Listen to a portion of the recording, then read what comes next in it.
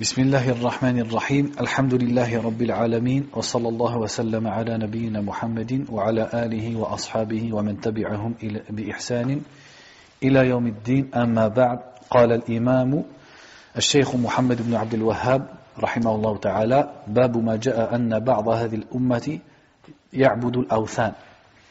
Donc nous sommes arrivés au chapitre où le cheikh a dit rahimahullah, chapitre sur ce qui a été rapporté disant qu'une partie de cette communauté adorera les idoles, al-awthan. Al-awthan c'est pluriel de wathan, on avait vu c'est tout objet qu'on adore en dehors d'Allah. Ça englobe al-asnam, qui ont une forme humaine ou une forme animale, et ça englobe ce qui n'a pas de forme, comme les mausolées ou les tombes par exemple. Donc on peut traduire par idole par exemple, ou alors les objets de culte de façon générale. Donc dans ce hadith, il veut nous dire que une partie de la communauté, il a été montré dans les textes qu'elle retombera dans le shirk. Et pourquoi ce chapitre ici à votre avis? C'est parce que ceux qui se réclament, et on dit bien, ça c'est très important, on dit ceux qui se réclament d'être musulmans, on ne dit pas les musulmans, on ne dit pas les musulmans qui font du shirk, on dit ceux qui se réclament d'être musulmans et qui font du shirk, c'est-à-dire qui adorent les hommes saints, qui égorgent pour leurs tombeaux, ou qui les invoquent en dehors d'Allah subhanahu wa ta'ala, ou qui se prosternent devant leur tombe, etc., etc. Donc ces gens-là, al-muntasibin ila al-islam, c'est-à-dire qui s'apparentent à l'islam, qui se disent musulmans, parce qu'ils ne sont pas musulmans, ça c'est quelque chose qui normalement qui est clair maintenant à ce niveau du livre, depuis les cours qu'on fait, ont pour leur tête, dans l'égarement, ont pour argument de dire que la communauté, c'est la communauté de la ilaha illallah et que donc il n'y a pas de shirk dans cette communauté. Ça c'est une de leurs shubuhat. C'est-à-dire ils disent, nous disons la ilaha illallah Muhammad Rasulullah sallallahu alayhi wa sallam, nous sommes la communauté Muhammad sallallahu alayhi wa sallam, pourquoi nous parler de shirk?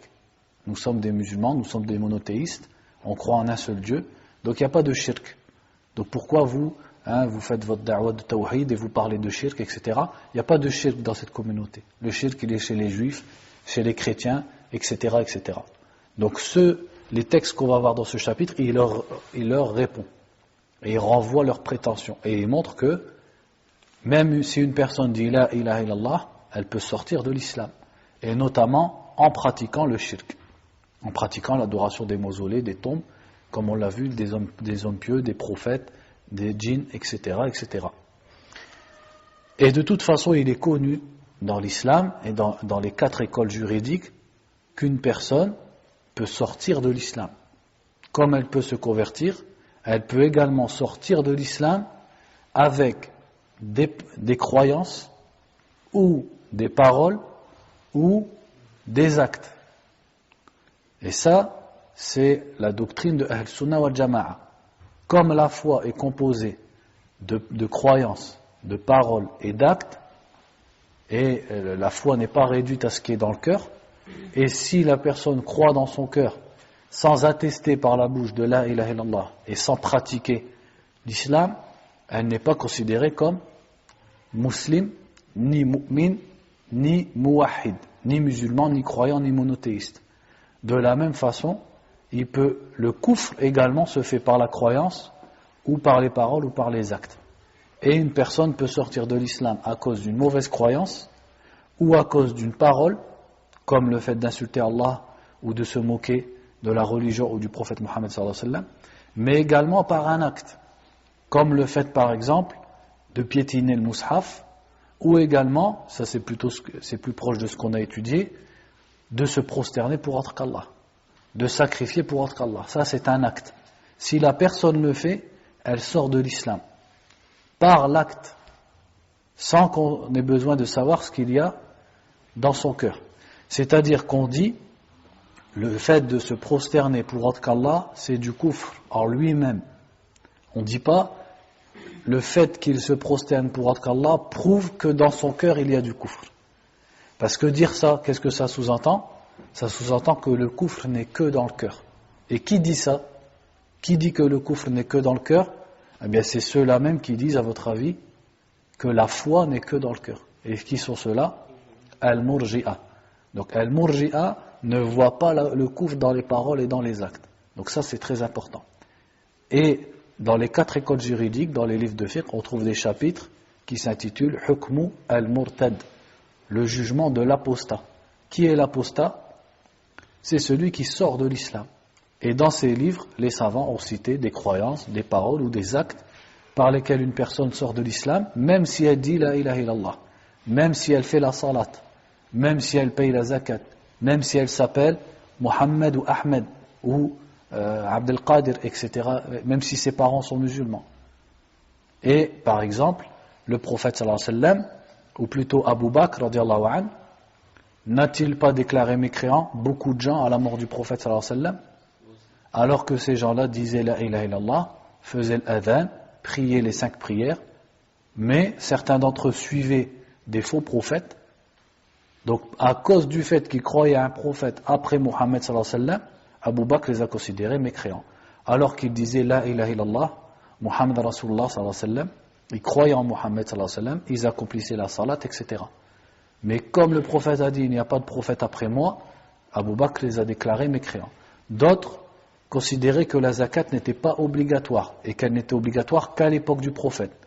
Et ils disaient la ilaha illallah, Muhammadun Rasulullah sallallahu alayhi wa sallam, ils faisaient l'adhan, ils faisaient les 5 salawats, etc. Et pourtant Abu Bakr les a taxés de mécréants et les a combattus. Et ainsi de suite. Et ainsi de suite.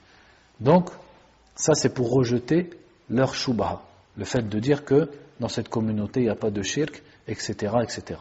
Donc dans cette communauté il y a, dans les gens qui s'apparentent à l'islam, il y a du shirk. Et on dit bien les gens qui s'apparentent à l'islam. Et d'ailleurs, entre parenthèses, quel est le jugement des gens donc, qui se disent de l'islam, mais qui adorent autre qu'Allah, etc., qui pratiquent tout le shirk dont on parle à chaque fois, le shirk akbar, par ignorance? Leur jugement, selon la majorité des savants et du Cheikh Abdelaziz bin Baz rahimahullah ta'ala, c'est que ce sont des kuffars et des mushrikines. S'ils ignoraient, c'est entre eux et Allah. Mais nous, on les considère comme des mushrikines. C'est-à-dire on les juge sur leur acte apparent.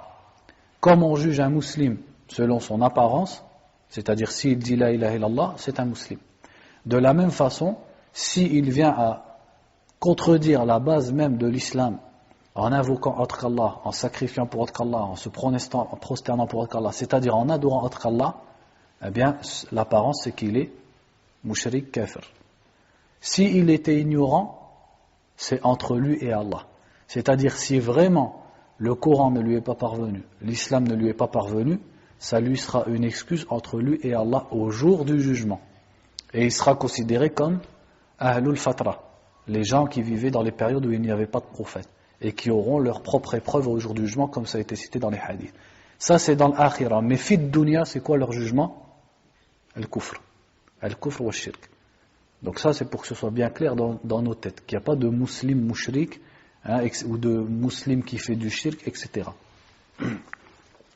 Donc il dit ici, wa qawlillahi ta'ala, alam tara ila alladhina utu nasiban min al-kitabi yu'minuna bil-jibti wat-taghut. Donc le premier verset dit, n'as-tu pas vu? Donc alam tara, n'as-tu pas vu? C'est dans le sens de at-ta'ajjub, l'étonnement, c'est-à-dire, ô Muhammad, étonne-toi de cela. N'as-tu pas vu ceux qui ont reçu une part du livre qui est visé par ce verset? Al-Yahoud, qui ont reçu At-Tawrat notamment, At-Tawrat et Al-Zabour, qui ont reçu une part du livre et qui croient au Jibt et au Taghut. Al-Jibt, c'est un mot général, ça désigne tout ce qui est faux. Donc ça peut désigner les idoles, les statues, les sorciers, les voyants, tout ça, ça rentre dans Al-Jibt. De même que At-Taghut également, c'est général. At-Taghut, ça englobe les idoles qui sont adorées en dehors d'Allah, les devins qui prétendent l'avenir, etc. Donc Allah nous dit au prophète sallallahu alayhi wa sallam, n'as-tu pas vu? C'est-à-dire, étonne-toi de gens qui ont reçu le livre, c'est-à-dire qui ont reçu la révélation et qui par la suite ont cru au Taghut. Donc les juifs ont reçu des messagers, ont cru dans leurs messagers, ils les ont suivis, ils ont reçu des livres de la part d'Allah, ils y ont cru, ils les ont appris, mais malgré ça, une partie d'entre eux est sortie de la religion et a cru au Taghut, a cru aux fausses croyances, aux fausses divinités, etc. Quel rapport entre ce verset, à votre avis, et notre chapitre? C'est que si ça c'est arrivé chez les Yahoud, qu'est-ce qui empêche que ça arrive avec al-Muslimin, avec les musulmans? Surtout, comme on va le voir par la suite, que le prophète sallallahu alayhi wa sallam nous a prédit qu'on allait les suivre, qu'on allait tomber dans les mêmes erreurs qu'eux. Donc comme eux sont tombés dans le shirk, rien n'empêche que dans la communauté musulmane également, il y ait des gens qui tombent dans al-jibt wa at-taghut. Et également, et effectivement, toute personne qui ouvre ses yeux, il le voit. Il le voit que au sein de la communauté et des gens qui se disent musulmans, il y en a qui croient aux voyants ou qui pratiquent la sorcellerie, la voyance, etc., etc. Ou qui adorent autre qu'Allah. Une partie du livre, c'est-à-dire At-Tawrat. Ils ont reçu At-Tawrat. Al-Kitab, parce que Al-Kitab s'englobe le livre, c'est-à-dire tous les livres d'Allah. Une partie du livre, c'est-à-dire un des livres qu'Allah a révélé. وقوله قل هل أنبئكم بشر من ذلك مثوبة عند الله من لعنه الله وغضب عليه وجعل منهم القردة والخنازير وعبد الطاغوت. Et l'autre verset qui va dans le même sens et qui dit ne vous informerai-je pas de ce qui est pire en récompense que ceux-là, ceux auprès d'Allah, ceux qu'Allah a maudits et sur qui il est en colère et dont il a fait des singes et des porcs et qui ont adoré le Taghut. De qui ça parle également ici? D'une partie des Yahoud. On dit une partie des Yahoud parce qu'il y a une partie min bab al-adl, parce qu'une partie également ont bien suivi les prophètes. Une partie des Yahoud ont dévié de la religion des prophètes au point où ils ont mécru et ils sont sortis de la religion des prophètes. Et Allah les a maudits, Allah a été en colère contre eux, et même pour une partie, il les a transformés en singes et en porcs dans la vie d'ici-bas. Et ceux-là sont qui? Ceux qui ont adoré At-Taghut. Ils ont adoré les shayatines, adoré autre qu'Allah subhanahu wa ta'ala, pratiqué la sorcellerie, pratiqué la voyance, etc.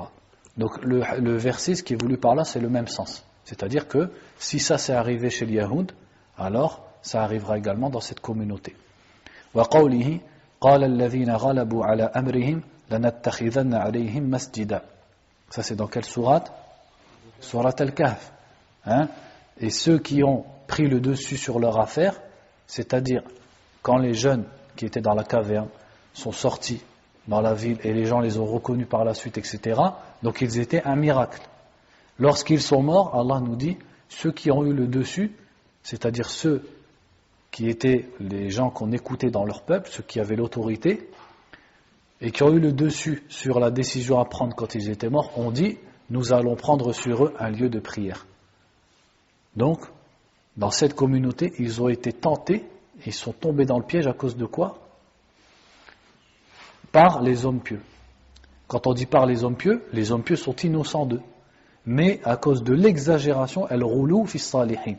Ils ont exagéré vis-à-vis des gens de la caverne et sont tombés dans le fait de prendre un masjid, c'est-à-dire un temple, un endroit de prière, sur leur tombe.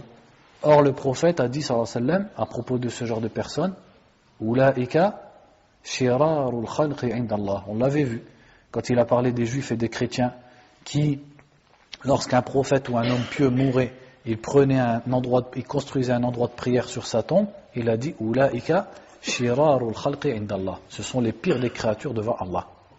Donc tout ça pour dire que ces choses-là et ce genre de shirk est arrivé dans les communautés croyantes qui nous ont précédés et que donc ça arrivera également et ça peut arriver dans notre communauté.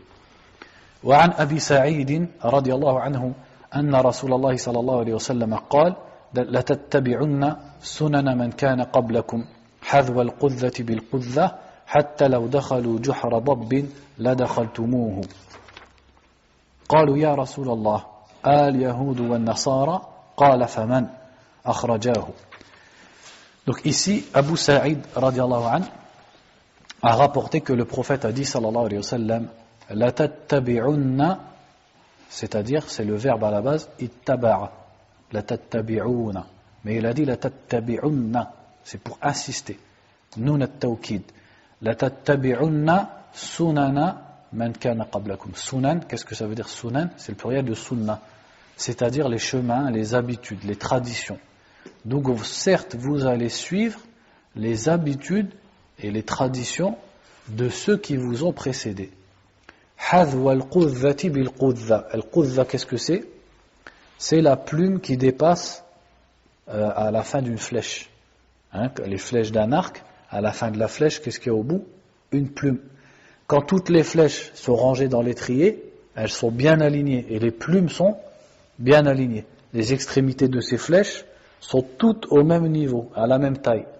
Donc il a dit hadwa al-qudha bil-qudha, c'est-à-dire comme une plume est au niveau de l'autre plume.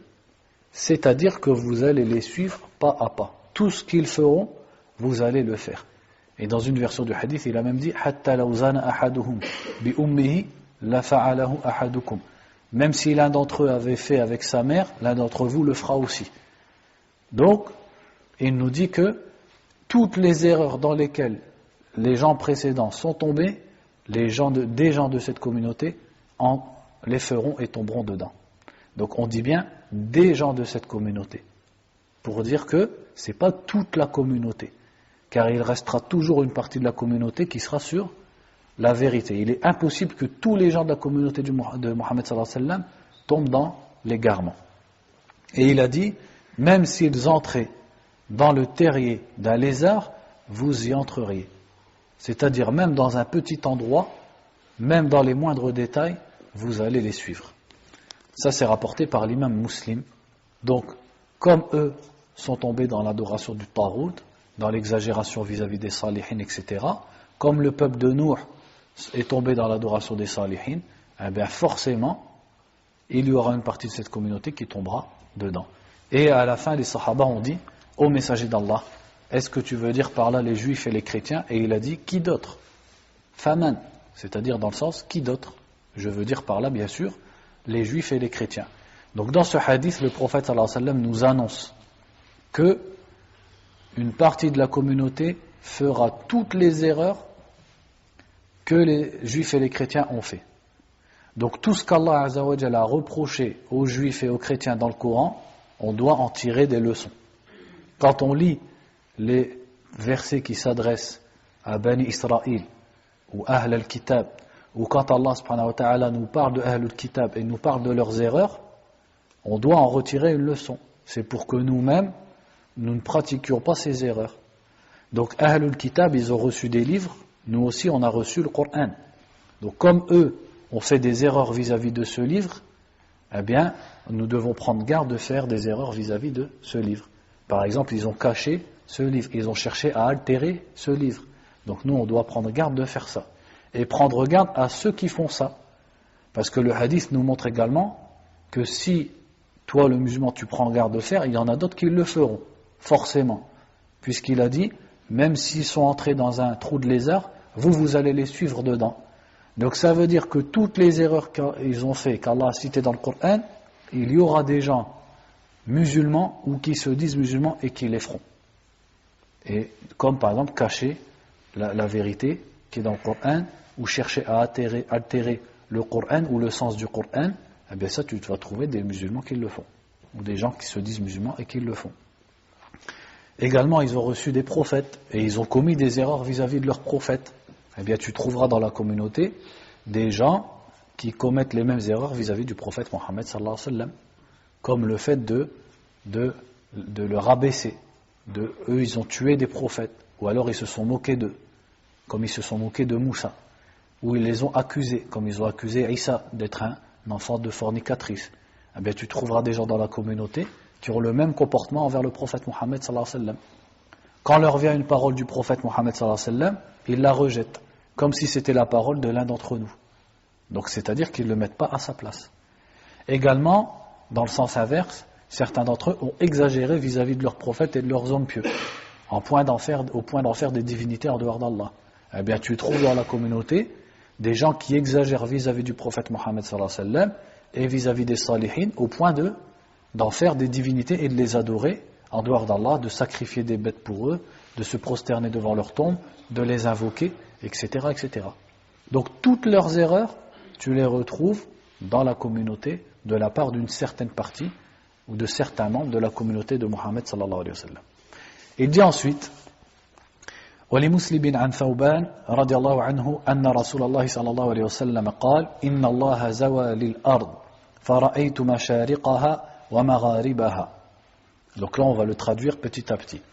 Donc l'imam Muslim a rapporté que le prophète a dit sallallahu alayhi wa sallam, Allah a plié pour moi la terre. C'est-à-dire, il a plié la terre pour que je la vois complètement. C'est-à-dire, il lui a fait une vision dans laquelle il a vu la terre. Et il a dit, j'ai vu l'est et j'ai vu l'ouest de la terre. Wa inna ummati sayablughu mulkaha ma zuya li minha. Et l'autorité, al-mulk, l'autorité ou la souveraineté de ma communauté atteindra ce qui m'a été montré de la terre. Et quand on regarde, comme l'a dit l'imam al-Qurtubi rahimahullah ta'ala, le prophète a bien dit sallallahu alayhi wa sallam que Allah azza wa jalla lui a montré l'est et l'ouest. Or, quand on regarde historiquement l'expansion de la communauté de Mohammed sallallahu alayhi wa sallam, elle était plutôt d'est en ouest que du nord au sud. C'est-à-dire que les musulmans se sont surtout répandus à l'ouest et à l'est, jusqu'à atteindre l'Inde et même après l'Indonésie. Alors que dans le nord et le sud, ils ne se sont pas beaucoup répandus. Ça, c'est conformément à ce que le prophète avait prédit, sallallahu alayhi wa sallam. وَأُعْطِيتُ الْكَنْزَيْنِ الْأَحْمَرِ وَالْأَبْيَضِ.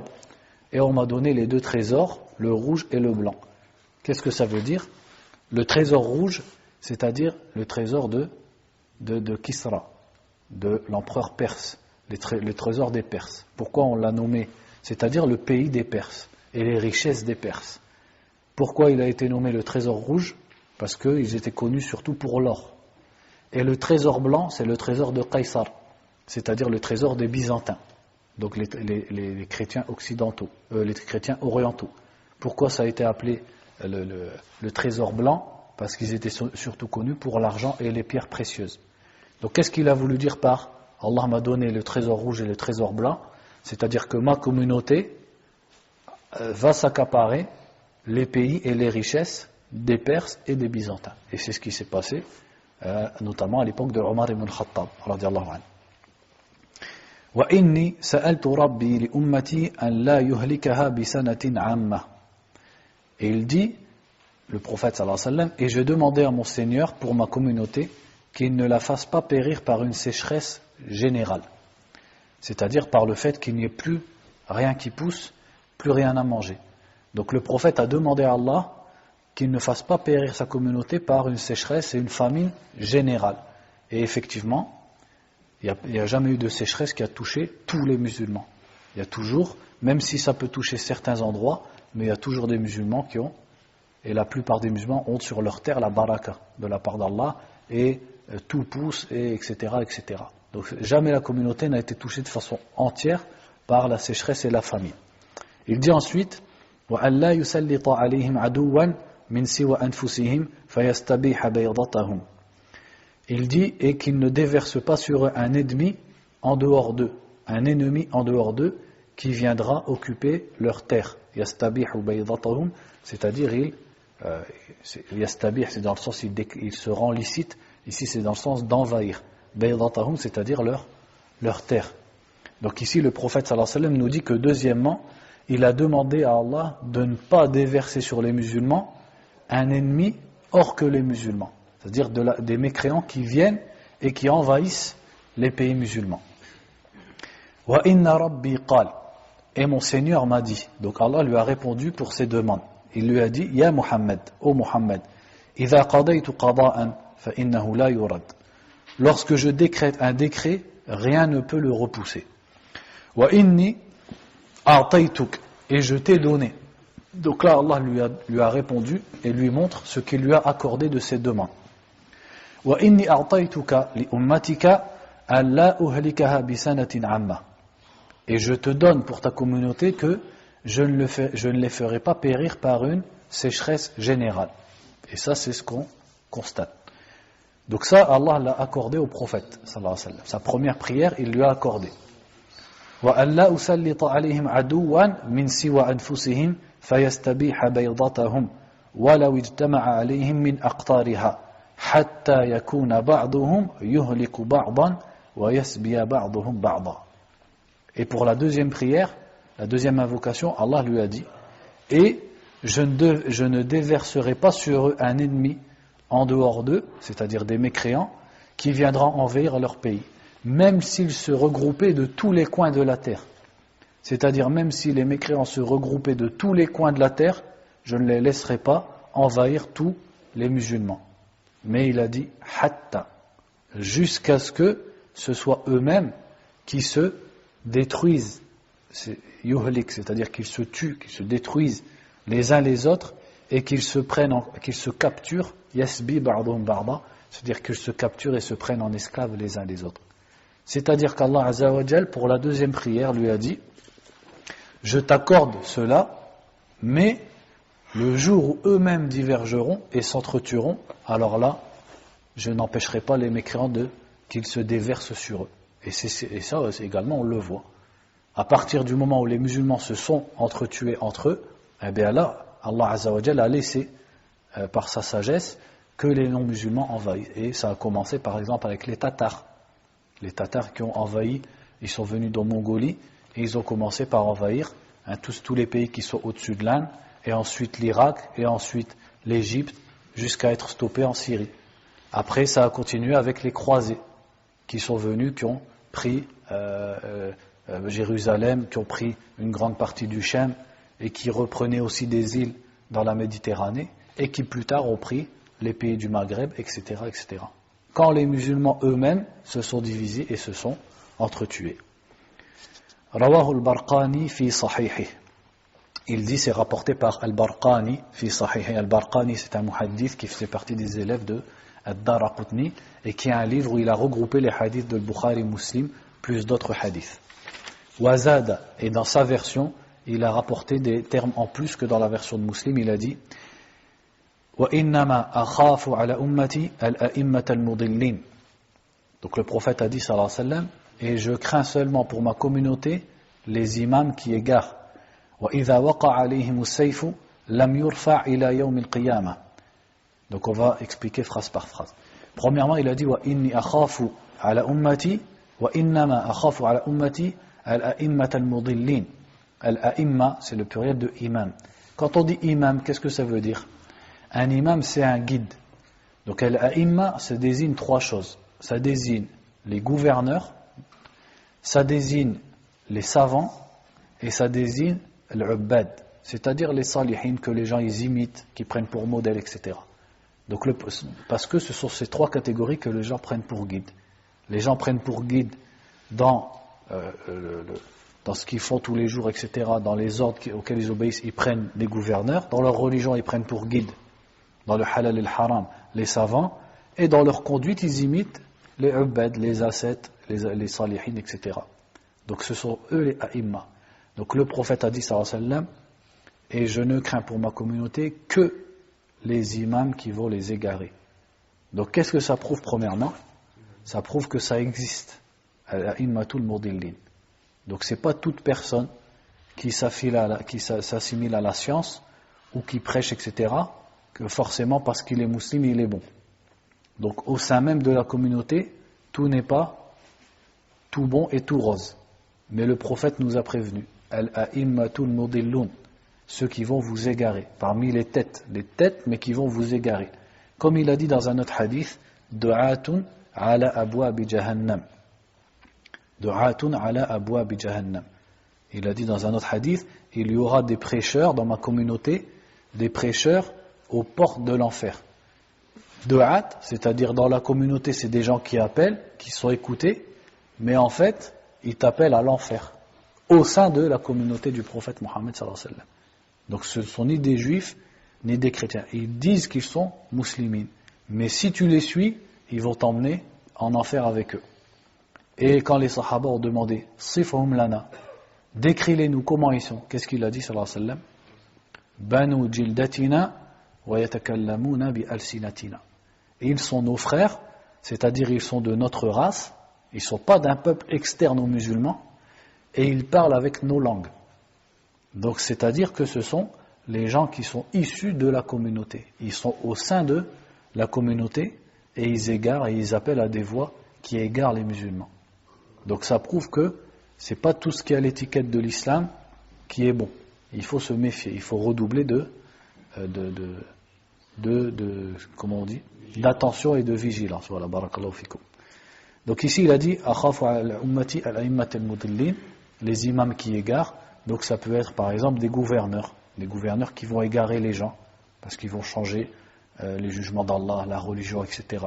Ça peut être également des soi-disant savants qui vont déclarer licite ce qu'Allah a rendu licite, ou qui vont au contraire interdire ce qu'Allah a rendu licite, ou autoriser ce qu'Allah a interdit, et qui vont cacher et qui vont également se taire sur les innovations parce qu'ils veulent être reconnus par les gens, ou parce qu'ils veulent protéger leur place, ou qu'ils veulent protéger leur popularité, etc., etc. Et Allah Azza wa Jal nous l'a dit dans le Coran. Ya ayyuhalladhina amanu inna kathira min al-ahbari wal-ruhbani la ya'kuluna amwal an-nasi bil-batili wa yasudduna an sabilillah. Ô vous qui avez la foi, la plupart, beaucoup, kathiran, il a dit beaucoup, des al-ahbar, c'est-à-dire des savants, et des ruhban. Ruhban, c'est ceux qui font beaucoup l'ibada. Dans les gens du livre, on les appelait al-ahbar ou al-ruhban, dans Ahlul Kitab. Mange l'argent des biens, mange l'argent des gens sans droit, et dévie du sentier d'Allah.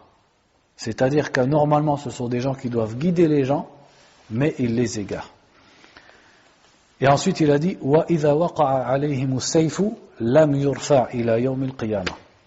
Et le prophète a dit, sallallahu alayhi wa sallam, quand le sayf c'est-à-dire l'épée, et ce qui veut dire par sayf, c'est la guerre.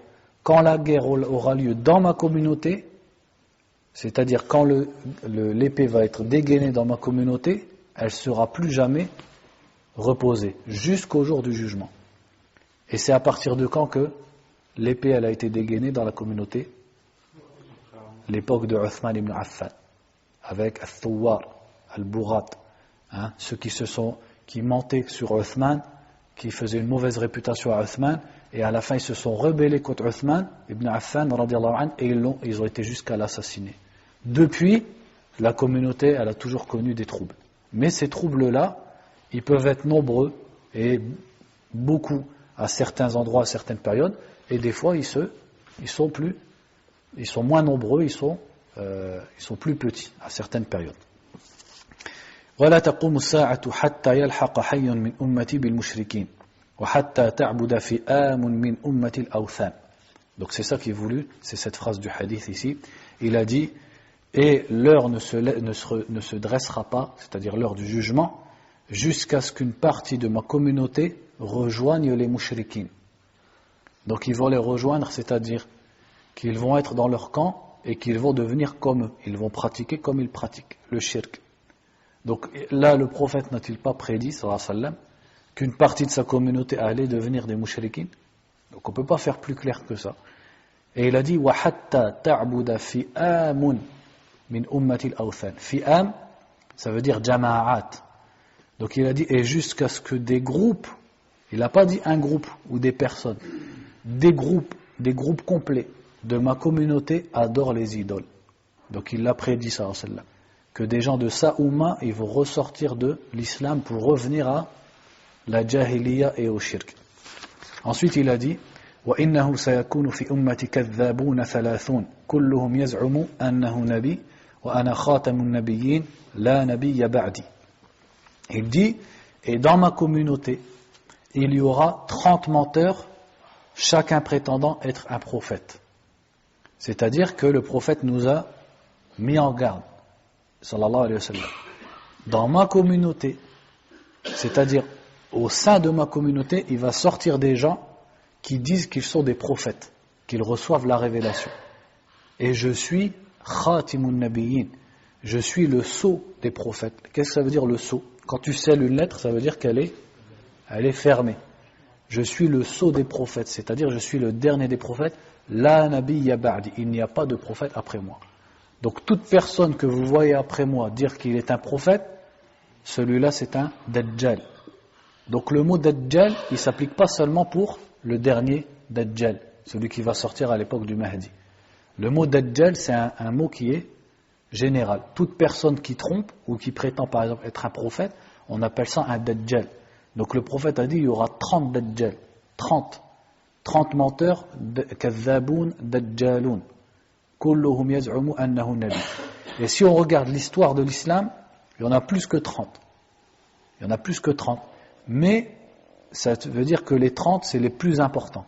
Parce qu'il y en a beaucoup des gens qui disent je suis un prophète, etc. Mais ce n'est pas tous qui sont suivis par les gens. Il y en a qui sont plus suivis par les gens que d'autres. Donc ceux-là, ils sont au nombre de 30. Et le premier d'entre eux, c'était Musaylima al-Kadhab. Musaylima al-Kadhab. Et il y en a eu d'autres juste à la mort du prophète sallallahu alayhi wa sallam. Il y a même eu une femme, si ce n'est qu'après elle se repentit. Et il y en a eu beaucoup dans les firaq al-Batiniya, c'est-à-dire dans les sectes chiites et batinites. Il y a eu beaucoup d'hommes qui ont prétendu être des prophètes. Et ça a créé des sectes comme les Nusayriya, les Baha'iyya, al-Babiyya. C'est des sectes, et il y a beaucoup de gens qui sont dans ces sectes-là et qui existent dans les pays arabes. Et ils disent un tel qui existait à telle année, eh ben c'était un prophète. Carrément, des fois, ils disent c'était lui Allah. C'était lui Allah. Comme par exemple, il y avait un gouverneur d'Égypte dans le Ubaydiyyin, qui se disent soi-disant les Fatimides, qui s'appelait Al-Hakimu bi Amrillah, et ses disciples ils disaient que c'était lui Allah, et ils l'adoraient en dehors d'Allah subhanahu wa ta'ala. Donc ça a fait une nouvelle secte qui ont suivi un faux prophète. Et là carrément c'est même pas un faux prophète, c'est un faux Dieu, une fausse divinité. وَلَا تَزَالُ طَائِفَةٌ مِّنْ أُمَّتِي عَلَى الْحَقِّ مَنْصُورَةً لَا يَضُرُّهُمْ مَنْ خَذَلَهُمْ وَلَا مَنْ خَالَفَهُمْ حَتَّى يَأْتِيَ أَمْرُ اللَّهِ تَبَارَكَ وَتَعَالَى. Et il dit, et il y aura toujours un groupe de ma communauté qui est sur la vérité secouru, c'est-à-dire qui est secouru par Allah, qu'on appelle at-ta'ifatul mansura, c'est-à-dire un groupe qui a le secours d'Allah et qui est toujours sur la vérité. Donc en nous disant ça, le prophète sallallahu alayhi wa sallam, il nous rassure et il nous dit que même s'il y aura l'égarement, mais l'égarement il ne va jamais toucher toute la communauté. À chaque époque il y aura forcément une partie de la Ummah qui est sur le haqq, qui est restée sur l'islam et sur le tawhid. Et il a dit la yadurruhum man khadhalahum. Ça veut dire quoi khadhalahum? C'est-à-dire il les abandonne, il les délaisse, il ne vient pas à leur secours. Celui qui les abandonne et ne vient pas à leur secours, il ne leur nuira pas, parce qu'Allah Azza wa Jalla est avec eux. Wala man khalafahum, ni ceux qui sont contre eux et qui les contredisent, ils ne leur nuiront pas, parce qu'Allah Azza wa Jalla est avec eux, jusqu'à ce que vienne l'ordre d'Allah subhanahu wa ta'ala, c'est-à-dire un peu avant le jour du jugement. C'est pas au jour du jugement, parce qu'on sait que un peu avant le jour du jugement, Allah Azza wa Jalla, il va envoyer un vent qui va prendre les âmes de tous les croyants, et il restera que les kuffars sur la terre, et ils vont vivre quelques générations jusqu'à ce qu'ils adorent les idoles, le shaitan, etc. Et c'est sur eux que Sa'a va arriver, et c'est eux qui vont entendre la trompe. Donc pour dire qu'il n'y aura plus de mu'min à ce moment-là. C'est avant ça que les croyants seront tous morts. Donc quand il dit jusqu'à l'ordre d'Allah, c'est-à-dire jusqu'à ce moment où Allah Azza wa Jal, il va envoyer un vent qui va faire mourir tous les croyants d'un seul coup. Ça sera un peu après la venue de Isa ibn Maryam. Donc on a fini ce chapitre, on va s'arrêter là. ونسأل الله سبحانه وتعالى أن يوفقنا للعلم النافع والعمل الصالح ونسأله الهدى والتقى والعفاف والغنى وصلى الله وسلم على نبينا محمد وعلى آله وصحبه ومن تبعهم إلى يوم الدين.